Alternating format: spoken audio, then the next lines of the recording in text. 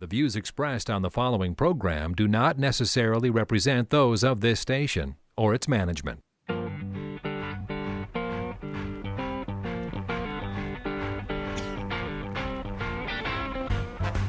It's time now for Where You Live with Gene Sullivan, the show that deals with the news and events that affect you the most. Whether you rent or own, live in an HOA, single-family home, or an apartment building, Gene will tackle the issues right where you live. So, from the True North Painting Studios, here's the original Man of Steel, Resolve himself, who stands for truth, justice, and the association way. Here's Gene Sullivan. Good morning. Welcome to Where You Live. I'm Gene Sullivan, and I'm broadcasting from the True North Painting Studios. When you're looking for the right painting contractor, what do you look for? Isn't it someone who'll respect you, your time, your property, and your budget? That's what you can expect from True North Painting. Find out more about this exceptional company by going online at truenorthpainting.com. That's trunorthpainting.com, or give them a call at 952-831-1433.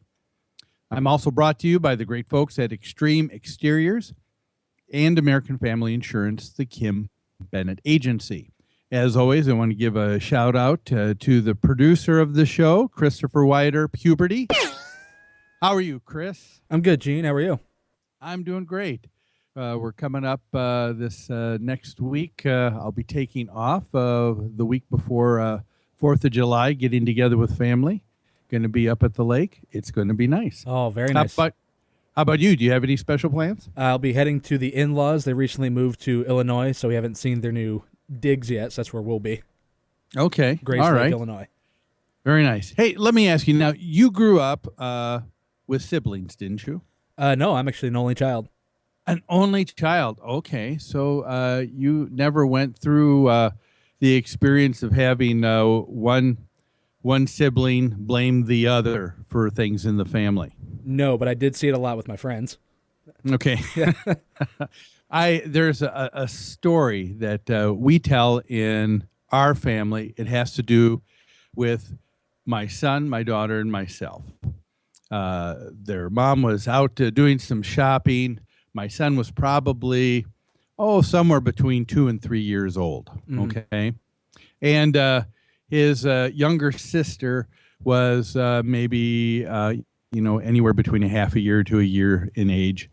And I was there with them, had her up on the changing table and was changing her diapers. And my son had kind of crawled up along the side like he usually did, put his arms along the side and hung there. But this particular time he was bothering his sister. He just kept on bothering her. And she was starting to cry. So I said, son, I said, please don't do this. And so I picked him up, and there was the bed right next to the changing table. And I sat him on the bed, and he tipped backwards, and there was just a real small little bump on the head. There was no crying, nothing at all. It wasn't hard. He just didn't have the balance when I set him down. Everything's fine.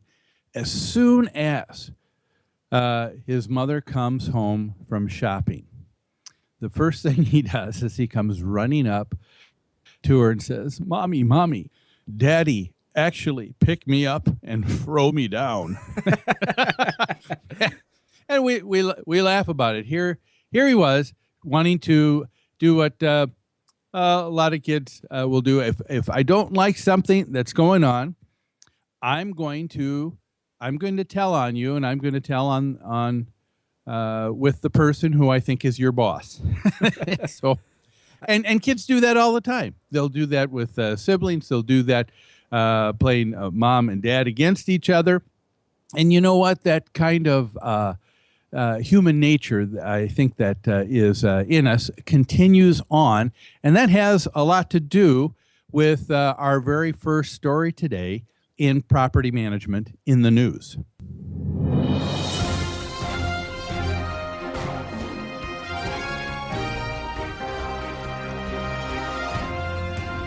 Property Management in the News is brought to you by Home Furniture and Abbey Floor Coverings. Their showrooms are staffed with professionals who will help you choose what you need to fit both your lifestyle and budget. Whatever you need, chances are they'll have what you're looking for. Now, if you wish to avail yourself of special pricing you won't find anywhere else, all Where You Live listeners can call Customer Service Coordinator Lori Matson at 952-224-2663. Our first story is something that I'm sure our listeners have been listening to in the last week here, and that is in the city of Detroit. Residents can't pay their water bills, and so there are activists now in Detroit that are lobbying the UN for help. Now, when you stop and think about it, what happens when you don't pay your utility bills? You usually begin by getting notices, don't you? And I'm sure that's something that people have all experienced at one time or another. They forget a bill, and all of a sudden there's a notice. If you don't respond at all, you have no communication, no idea of a payment plan, what happens? Well, you'll find out that the service gets cut off. And I ask you, is there anyone who really feels that this is unreasonable? What exacerbates everything in the city of Detroit right now is that the amount of abandoned homes and abandoned property is coming to an all-time high. If I'm not mistaken, I believe abandoned homes in the city proper is probably approaching almost 30%. The abandoned commercial properties is even twice that. It's over 60%. And so you have a lot of people that aren't paying. This is causing a problem because the money isn't there to support the infrastructure in this system as it did years ago. So now we turn to the Detroit Water and Sewer Department, and they have a spokesperson by the name of Pt.1 Garner. And after people were complaining and activists were saying, we want to apply to the United Nations for their help in this situation, Pt.1 Garner said, it is not the goal of the Detroit Water and Sewer Department to shut off people's water. She said, we want to provide this service to other people. It's a good job to have. It's a nice service. The fact that it continues on means that the people that work for the water department continue to have jobs as well. So there is no reason for anybody in the water department not to want to see this service provided. However, Ms. Garner said if folks don't pay, and they said that the department can't continue to provide them with water and sewer services for free. She went on to even explain that they even have special programs for folks who qualify, who are truly in need. And so they really go out of their way to make sure that this service is being provided. And through all of this, Ms. Garner said, everyone in the water department has noticed something that's very unique. She said, we've noticed a consistent trend. She said, in most cases, if you turn off the water, a majority of the folks come in the very next day to pay that overdue bill. If you don't turn it off, there's no incentive for anybody to come in and to pay the bill. Not everybody does, but a lot of people do. She said, what that has led us in the department to think is that what is really going on, she said, is that there has been a bad habit that has been developed because of the I guess condition that the city has been, because of just the the commercial business that has moved out, the people that have moved out, the people that have not been able to continue on living in their homes.